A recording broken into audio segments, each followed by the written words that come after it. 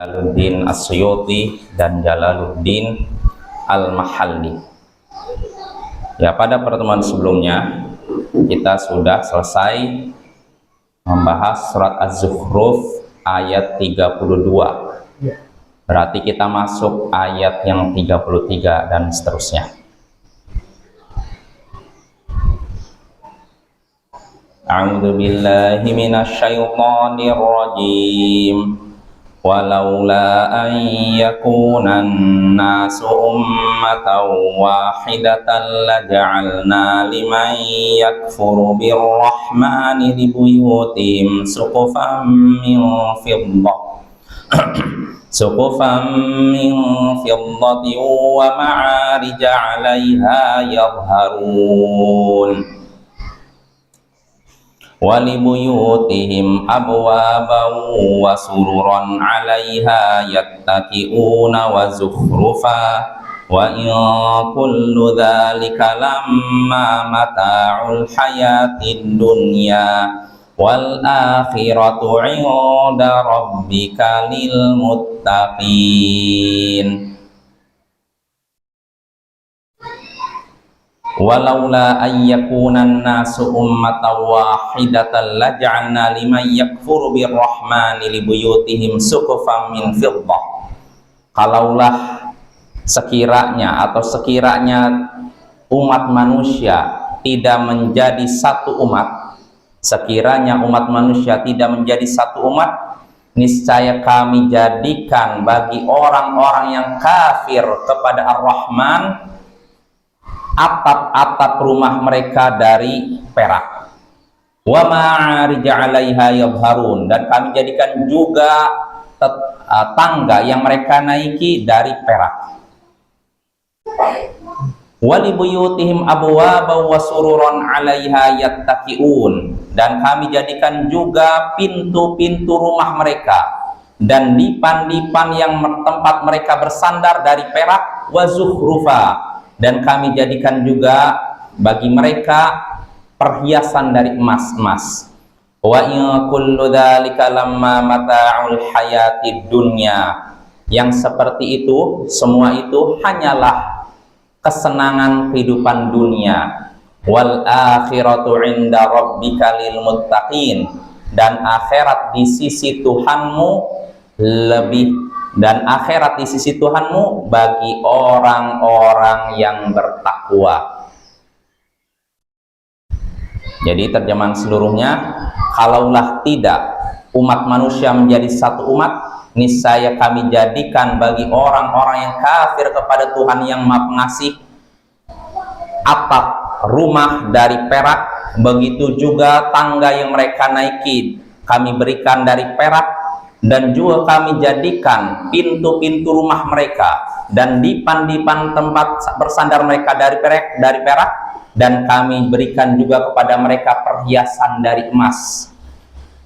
Dan semua itu hanyalah kesenangan kehidupan dunia, dan akhirat di sisi Tuhanmu itu hanya bagi orang-orang yang bertakwa. Nah, ini terjemahan surat Az-Zukhruf dari ayat 33 sampai 35. Kita bahas. Allah menyatakan di sini, kalaulah umat manusia tidak menjadi satu umat, kalaulah umat manusia tidak menjadi satu umat, niscaya kami jadikan bagi orang-orang yang kafir kepada Tuhan yang Maha Pengasih atap-atap rumah mereka dari perak.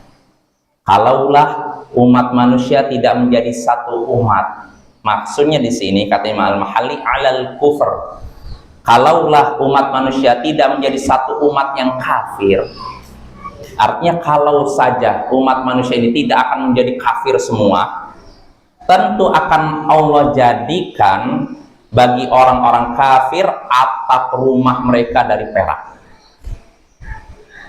Maknanya jelas, kalaulah artinya gini, supaya umat manusia itu tidak semuanya kafir, kalau tidak dalam rangka menghindari supaya umat manusia kafir, tentu Allah jadikan bagi orang-orang kafir atap-atap rumah mereka dijadikan dari perak. dan tangga tempat mereka menaiki juga dari perak. Dan bukan itu saja, Allah katakan begitu juga pintu-pintu rumah mereka akan Allah jadikan dari perak. Dipan-dipan mereka Allah buat jadi perak. Ini kalau tidak menjadi kafir semua. Cuma umat manusia seringnya kalau dibuka lebar-lebar kekayaan dunia, seringnya kufur nikmat. Nih, seandainya tidak seperti itu, tentu Allah jadikan bagi orang kafir semua perhiasan dunia tadi. Dari pertama, atap rumahnya perak, bayangkan, tangganya perak. Ada zaman sekarang? Belum ada kan? Nah, lalu berikutnya juga ininya pintu rumahnya dari perak. Dipan-dipannya dari perak, tempat bersandar, plus zuhrufa, Allah juga akan memberikan perhiasan dari emas. Emas perak, ini lambang kekayaan. Sekiranya umat manusia tidak menjadi kafir semua, kalau tidak dikhawatirkan jadi kafir semua, tentu Allah akan buka dunia selebar-lebarnya. Sehingga akhirnya yaitu tadi, atap rumahnya dari perak, terus apalagi tadi, ininya tangganya dari perak, lalu tadi pintu rumahnya dari perak, dipannya dari perak, dan plus diberikan perhiasan dari emas. Nah, ini semua Allah sebutkan demikian supaya kita menyadari kasih sayang dan kelembutan Allah. Ya, Allah bisa saja membuka dunia selebar-lebarnya. Cuma kebanyakan manusia kalau dilebarkan pintu dunia, seringnya lupa, kufur nikmat. Mas ya. Dan ini bisa kita saksikan lah orang-orang yang hidupnya dulu ketika lagi susah, dia rajin ibadah. Tapi ketika hidupnya udah senang, lupa ibadah. Ya, banyak seperti itu ya. Terutama bagi orang-orang awam yang jauh dari ilmu. Punya harta, tidak punya ilmu. Nah, ini jadi musibah. Seperti yang terjadi di beberapa daerah di Timur Tengah. Karena mereka sudah punya duit. Orang punya duit, kan gatal rasanya, kan diapakan duit ini? Akhirnya digunakan maksiat. Pergi ke Amerika hanya untuk maksiat dari negeri mereka, pergi ke Thailand hanya untuk maksiat. Itu ya, itu kalau dunia dibuka lebar-lebar. Makanya Allah tidak buka lebar-lebar, Allah sempitkan sebagian, Allah lebarkan sebagian. Ya, itu hikmahnya ya, ujian seperti itu. Lalu Allah menyebutkan wa in kullu lam dzalika lamma mata'ul hayatid dunya. Semua itu tidak lain hanyalah kesenangan hidup dunia. Jadi tadi Bapak, atap dari perak ini cuma kesenangan dunia saja. Begitu juga tangga yang bisa kita naiki dari perak, kalau ada dari perak, ini cuma kesenangan dunia saja. Terus ini juga pintu-pintu dari perak ini cuma kesenangan dunia saja. Terus dipan-dipan yang terbuat dari perak ini cuma kesenangan dunia saja. Perhiasan-perhiasan dari emas ini juga kesenangan dunia saja. Dunia artinya sementara. Dan dunia Bapak berasal dari kata dani. Apa dani? Rendah. Jadi kalau kita belajar bahasa Arab Bapak, dunia itu dari kata dani. Dani itu artinya rendah. Maka jadikanlah dunia rendah. Ya, kalau dibandingkan akhirat nggak ada apa-apanya. Maka jangan kita lebih mengunggulkan dunia dibandingkan akhirat. Ya, dunia setinggi apapun tetap rendah. Semahal apapun tetap murah ya.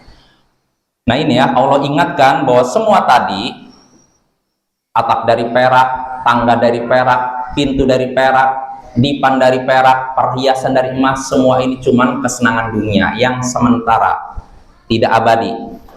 Lalu Allah tutup ayat ini dengan menyatakan wal akhiratu 'inda rabbika lil muttaqin. Dan akhirat di sisi Tuhanmu itu bagi orang-orang yang bertakwa. Artinya kesenangan akhirat hanya akan Allah berikan kepada orang yang bertakwa. Dan orang kafir bertakwa nggak? Bertakwa nggak? Enggak. Maka kalau ada ungkapan, mana mungkin orang yang sudah berbuat baik seumur hidup mendermakan hartanya untuk orang susah, dia tidak masuk Islam lalu masuk neraka, ini tidak adil. Sebagian orang gitu Bapak. Jadi pakai perasaan. Jadi seorang ini masuk surga atau neraka bukan pakai wahyu tapi pakai perasaan. Masa orang ini dia dari sejak mudanya sampai tuanya sampai meninggal dunia mendermakan hidupnya untuk kemanusiaan. Sampai dia masuk di daerah-daerah susah, daerah bawah. Masa dia di neraka? Akhirnya apa? Nggak mungkin. Surga itu luas, bukan hanya untuk satu pemeluk agama, tapi bagi semua yang meniti jalan menuju Tuhan, katanya.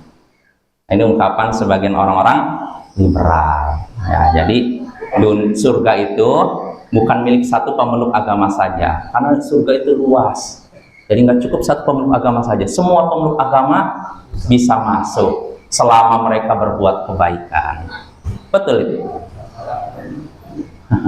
Yang penting ini orang liberal ini merajalela juga, mereka juga giat di medsos, ya, giat di sarana TV dan semacamnya. Iya, karena mereka disokong ya sama orang-orang kafir. Jadi dananya kuat, Bapak ya. Bahkan kalau di Jawa itu, Bapak, ada dana khusus bagi anak-anak kiai untuk disekolahkan di Barat. Disekolahkan contohnya di Amerika, di Kanada. Untuk belajar apa? Belajar teknik, bagus. Belajar pertanian, bagus. Ini yang jadi masalah, belajar Islam. Sama siapa? Sama pendeta, sama pastor, sama orientalis. Belajar Islam sama bukan orang Islam. Jadinya apa kira-kira? Ini Bapak ya. Ini yang perlu kita waspadai ya. Kita pikir generasi muda kita saja ya. Kalau kita mungkin generasi muda kita ini ketika nanti lulus SMA, kira-kira masuk perguruan tinggi mana? Karena perguruan tinggi yang notabene dikatakan perguruan tinggi Islam sudah dimasuki virus liberal. Sekulis istilahnya, perlu sekuler, liberal, pluralisme ya. Itu kan fatwa MUI kan, ini semua sesat. Nah, ini perlu kita waspada ya. Jadi kita kembali lagi, yang namanya Allah katakan sendiri, akhirat itu di sisi Tuhanmu, di sisi Allah, menurut Allah itu hanya bagi orang bertakwa, dan orang kafir bukan orang bertakwa. Maka yang bisa memasuki surga hanyalah orang muslim ya. Adapun orang bukan muslim, sebanyak apapun kebaikan mereka itu akan menjadi debu yang berterbangan. Allah sebutkan dalam Al-Quran, wa qadimna ila ma'amilu min amal faja'alnahu haba'an manthura. Kami menghadap amalan yang mereka lakukan, maka kami jadikan debu yang berterbangan. Artinya apa? Debu berterbangan, hilang. Ibaratnya orang sudah di padang pasir ingin bikin rumah-rumahan, udah bagus ya, datang angin, apa yang terjadi? Hilang. Nah itulah amalan orang kafir, udah banyak dikumpulkan, hilang, nggak bernilai di akhirat. Walaupun di dunia Allah balas. Allah tidak zalim. Siapapun yang berbuat baik pasti dapat balasannya. Cuma bedanya kalau muslim dibalas di dunia dan akhirat, sedangkan kafir cuma dibalas di dunia. Maka bersyukurlah jadi seorang muslim, apa ya. Separah apapun seorang muslim tetap akan beruntung selama mengesahkan Allah, bukan berbuat syirik ya. Kalau berbuat syirik ya sama juga, mirip kayak mereka, nangislah ya. Nggak bermanfaat pengakuan dia muslim kalau dia berbuat syirik. Nah itu firman Allah Ta'ala surat Az-Zukhruf ayat 33 sampai 35. Nah dari 3 ayat ini kita bisa mengambil beberapa pelajaran, diantaranya pertama, dunia bukanlah ukuran kemuliaan seseorang. Dunia bukanlah standar kemuliaan seseorang. Artinya seseorang dianggap mulia atau tidak bukan diukur dengan dunia. Ini menurut Allah Subhanahu wa Ta'ala. Kalau menurut orang awam ya beda lagi. Sebagian kan menganggap oh orang ini mulia karena apa, duitnya banyak. Orang ini rendah karena tidak punya duit. Ya kan begitu kan? Tapi kalau Allah nggak begitu. Menilai seorang mulia atau tidak bukan diukur dengan dunia. Terus apa ya? Sebab seandainya kemuliaan seorang diukur dengan dunia, Nabi kita Nabi Muhammad SAW bukan orang yang mulia kalau begitu, ya tidak? Karena beliau tidak diberikan dunia sebanyak orang kafir. Sampai-sampai orang kafir kan menyatakan, kenapa yang menjadi nabi bukan salah satu dari dua orang salah satu orang besar dari dua negeri, Al-Walid bin Al-Mughirah sama Urwah bin Mas'ud. Kenapa bukan mereka yang jadi nabi? Kenapa Muhammad yang nggak punya apa-apa? Jelas ya? Jadi standar kemuliaan bukan diukur dengan dunia, tapi ketakwaan. Kenapa demikian? Karena seandainya dunia yang mulia, standar kemuliaan diukur dengan dunia, tentu Allah tidak menyatakan tadi dalam ayat tadi, kalaulah umat manusia tidak menjadi satu umat yang kafir, artinya seandainya saja tidak dikhawatirkan kafir semua, tentu Allah akan buka dunia selebar-lebarnya. Itu menunjukkan ukuran kemuliaan bukan diukur dengan dunia, ya. Lalu faedah berikutnya yang bisa kita petik dari ayat tadi, anjuran untuk zuhud terhadap dunia. Zuhud terhadap dunia. Zuhud terhadap dunia artinya meninggalkan segala perkara dunia yang tidak bermanfaat di akhirat. Itu namanya zuhud, Bapak ya. Zuhud itu meninggalkan segala perkara di dunia yang tidak bermanfaat di akhirat. Artinya begini, kalau misalkan zuhud itu seperti saya berikan contoh begini, seorang sudah punya satu rumah, ya. Rumah ini sudah mencukupi dia untuk keluarganya. Nah, tapi dia punya uang banyak, bisa beli 2 rumah. Dia punya kemampuan di 2 rumah, 3 rumah. Cuma dia pikir gini, banyak rumah begini tidak ditempati, nggak bermanfaat, tidak ditempati, kosong, cuma jadi tempat jin saja. Nah, nggak usah beli. Itu nggak menambah pahala saya di akhirat, nggak saya beli. Nah, ini namanya apa? Zuhud. Itu contohnya. Atau seorang sanggup beli 2 HP, uang banyak, tapi dia beli 1 HP saja. Kenapa? Kalau nambah 1 HP lagi nggak ada manfaat untuk saya, nggak nambah penghasilan saya, nggak nambah pahala saya nggak beli. Nah, ini namanya apa? Zuhud. Zuhud seperti itu. Artinya kalau selama tidak dibutuhkan nggak beli. Tapi kalau butuh nggak masalah. Seorang butuh 10 rumah, lalu beli 10 rumah, tercela tidak? Tidak, nggak bertentangan zuhud. Yang tercela itu kalau tidak butuh, dia beli rumah dalam keadaan tidak butuh. Nah, ini bertentangan dengan zuhud. Zuhud itu meninggalkan segala yang bermanfaat atau segala yang menyibukkan dari Allah.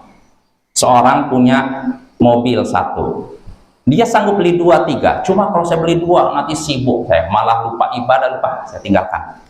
Nah, ini namanya apa?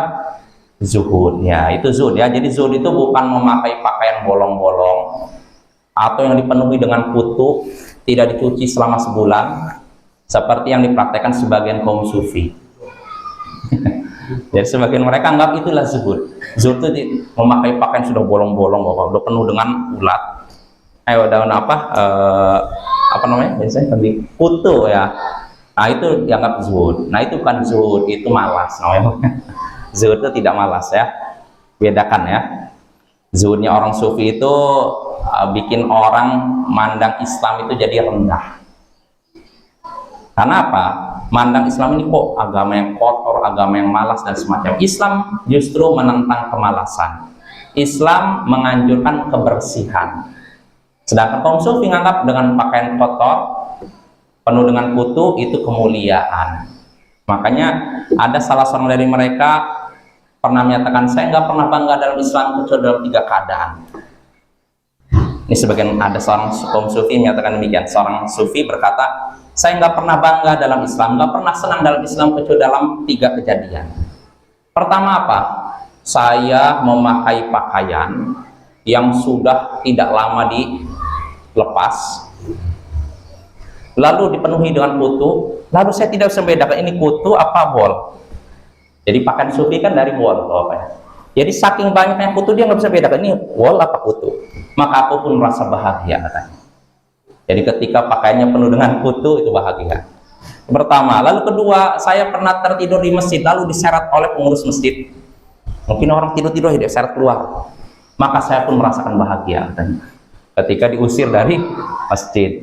Lalu ketiga, saya pernah di kapal lalu ada seorang yang suka bercanda, memperolok-olok orang ini bercanda, saya punya ini, cerita tentang barang-barang ini suatu barang yang unik.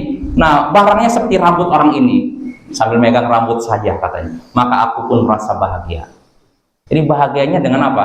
Rambutnya nggak dikeramas berapa minggu, pakainya tidak dicuci berapa minggu, dan dianggap jorok lalu diusir dari masjid. Itu yang membuat bangga. Nah, apakah muslim layak bangga seperti itu? Layak ya. Makanya kata para ulama, ajaran kaum sufi ini merendahkan kemanusiaan, merendahkan harga diri seorang muslim. Kalau seorang ingin rendah hati bukan dengan jorok, Bapak. Jadi kalau kita ingin menjadi sosok yang tawadhu, rendah hati, bukan berpakaian kotor, berpakaian jorok, tapi caranya bagaimana? Mandang orang lain sama seperti kita, lebih tinggi daripada kita. Itu bukan dengan berpakaian jorok sehingga orang merasa jijik lalu diusir, enggak. Jelas apa ya? Nah, ini penting nih. Ya, itu tentang zuhud ya. Jadi zuhud itu perlu diluruskan. Zuhud itu meninggalkan segala perkara yang tidak bermanfaat di dunia atau akhirat. Atau kata para ulama, meninggalkan segala perkara yang menyibukkan dari Allah. Seperti tadi ya, saya punya barang, punya HP, lalu saya sanggup membeli 2 HP. Cuman saya khawatir ini nanti nggak bermanfaat. Saya cuma pakai buat main TikTok saja mungkin. Saya nggak beli. Ini namanya zuhud. Atau saya sanggup beli 2 HP, tapi saya tidak beli HP. Kenapa? Nanti khawatir menyibukkan saya dari ibadah. Saya tidak jadi beli. Ini namanya apa? Zuhud ya. Soal jelas ya. Jadi selama tidak dibutuhkan kita tidak beli, itu namanya zuhud. Adapun kalau dibutuhkan, beli 2 HP, 3 HP, 10 HP, boleh tidak? Boleh kalau memang dibutuhkan. Pertanyaan, siapa yang membutuhkan 10 HP? Mungkin konten kreator ya, kita kan bilang konten kreator butuh ini, mungkin HP sini, kamera, dia ngomong gini di sini. Wallahu a'lam ya. Yang jelas apapun yang dibutuhkan lalu kita membelinya, memilikinya, itu tidak bertentangan dengan zuhud ya. Lalu faedah berikutnya yang bisa kita petik dari ayat ini, terutama ayat ke-25, keutamaan orang yang bertakwa. Keutamaan orang yang bertakwa. Karena Allah menyatakan wal akhiratu 'inda rabbika lil muttaqin. Akhirat itu di sisi Tuhanmu hanya bagi orang-orang yang bertakwa. Nah, ini Bapak ya, ini keutamaan orang bertakwa. Karena kenikmatan akhirat, surga, hanya disediakan bagi orang yang bertakwa. Bahkan Allah sebutkan surat Al-Maidah, innama yataqabbalullahu minal muttaqin. Sesungguhnya Allah menerima amalan, hanya menerima amalan dari orang yang bertakwa. Dan apa itu takwa? Apa takwa? Kalau kita belajar menjalankan perintah Allah, menjauhi larangan Allah, yaitu bisalah singkat.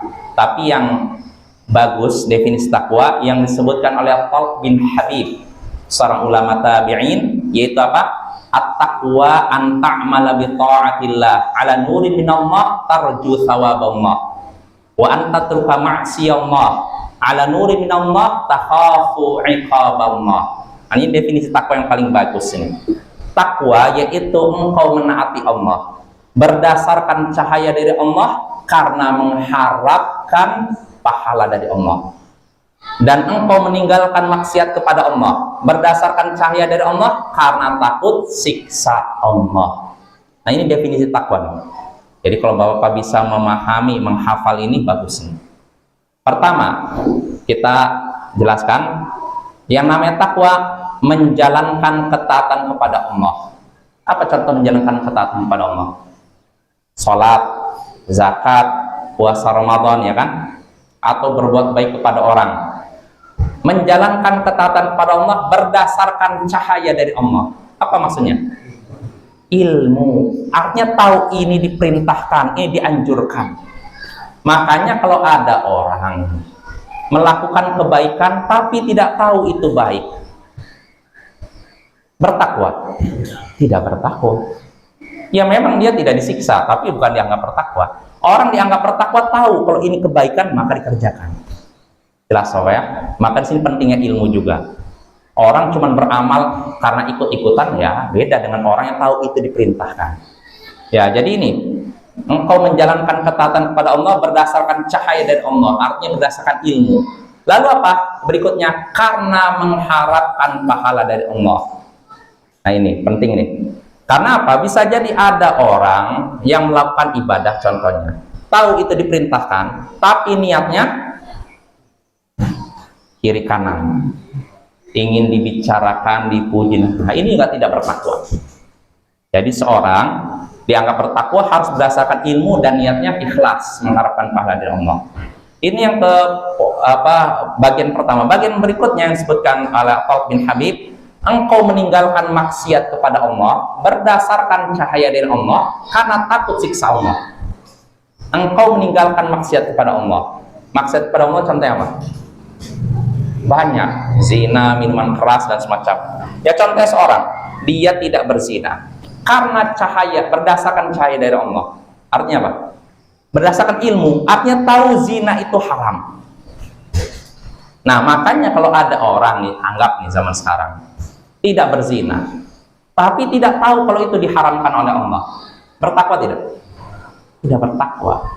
Seorang misalkan korupsi, tidak korupsi, tapi dia tidak tahu korupsi itu diharamkan, pokoknya dia ninggalkan aja, gak suka. Bertakwa kepada Allah? Tidak juga. Seorang meninggalkan riba, tapi tidak tahu kalau riba itu diharamkan oleh Allah, bertakwa? Tidak. Ya, harus tahu itu diharamkan, dilarang, ditinggalkan. Lalu berikutnya syaratnya karena takut siksa Allah. Karena bisa jadi ada orang meninggalkan maksiat, tahu itu dilarang dalam agama, tapi niatnya apa? Kiri kanan, dipuji, atau takut cacian manusia. Nah ini juga tidak dianggap bertakwa. Maka dari sini kita bisa menyimpulkan seseorang tidak bisa bertakwa tanpa ilmu. Nah ini penting Bapak ya. Seorang tidak bisa bertakwa tanpa ilmu. Nggak mungkin seorang bertakwa tanpa ilmu. Kalau kita ingin menjadi orang bertakwa, harus mesti wajib ada ilmu. Karena gini, saya ingin menjalankan suatu ibadah, harus tahu ini diperintahkan oleh Allah. Saya mau meninggalkan maksiat, harus tahu ini dilarang oleh Allah. Begitu. Kalau seorang cuma ngira-ngira saja, oh seperti ini bagus, kerjakan. Oh sepertinya ini buruk, tinggalkan. Bertakwa seperti ini? Enggak. Dia nggak dapat pahala. Rugi kan? Contoh, saya nggak tahu ibadah ini diperintahkan nggak ya? Oh mungkin sepertinya baik, dikerjakan. Ya nggak bertakwa seperti ini. Nggak dapat pahala, Bapak ya. Nah kalau ternyata salah malah dapat dosa. Loh tapi kan nggak ada yang negur saya. Nggak bisa begitu. Nggak bisa seorang misalkan nggak ada, saya kan nggak tahu. Bukan nggak tahu, biasanya banyak nggak mau tahu. Jadi kebanyakan orang beribadah asal-asalan, biasanya bukan karena tidak tahu, tapi tidak mau tahu. Maksudnya apa tidak mau tahu? Artinya gini, ada sarana untuk dapat ilmu, tapi dia apa? Menutup dirinya. Jadi dia berprasangka beragama tuh butuh ilmu, pakai perasaan juga. Kalau ini amalan sepertinya baik, kerjakan. Kalau nggak baik, tinggalkan. Nah ini bahaya Bapak ya. Agama tuh bukan pakai perasaan. Nggak bisa pakai pemikiran, perkiraan, dan perasaan. Harus dengan dalil dan wahyu. Gitu ya, wahyu di sini maksudnya Al-Quran dan As-Sunnah. Jelas Bapak ya? Nah itulah beberapa faidah yang bisa kita petik dari surat Az-Zukhruf ayat 33 sampai 35. Ya insya Allah pada pertemuan berikutnya kita lanjut ayat yang ke-36 sampai ayat yang ke-39. Wassallallahu ala nabiyyina Muhammadin wa ala alihi wa sahbihi ajma'in. Wa akhiru da'wana anil hamdulillahi rabbil alamin. Assalamualaikum warahmatullahi wabarakatuh.